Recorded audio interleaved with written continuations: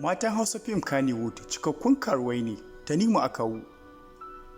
Shahararren jarumin wasan Hausa Tanimu akawu ya yi wata babbar magana a wata hira da aka yi da shi a wani gidan rediyo da ke birnin Abuja.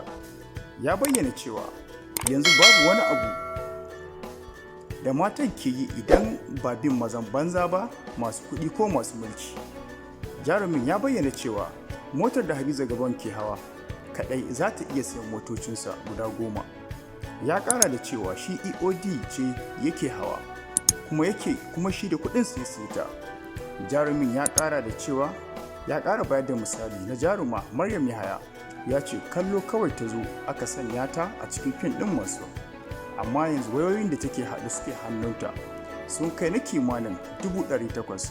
Ka san kuwa ba a fim ta samu ba ta iya samun wannan wayoyi a fim ba, saboda nawa ake bata a fim din. Ya ci gaba da cewa ko ni yanzu ka bani yar fim na aura ba zan aure ta ba, saboda na san abin da yake tafiya a wannan masana'anta ta Kannywood. In ji Tanimu akawu, shi yake wannan furcin. Mai gabatar da shirin Sabitu Garba ya yi mishi wani nuni da cewa wannan magana da yake babbar magana ce, inda ya gaya mishi ai wannan abu ne a bayyana wanda kowa ya sani. Shin kuna ganin wannan kalamai na Tanimu akawu gaskiya ne?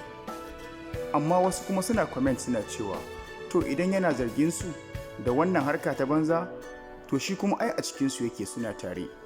Shi ma hakan take, in ji ra'ayin wasu masu karatu ko kuma masu kallo. Kai mai ra'ayinka akan wannan kalamai na Tanimu akawu da cewa matan Kannywood karuwai ne, har da bada misali da Maryam Yahaya da kuma Hadiza Gabon.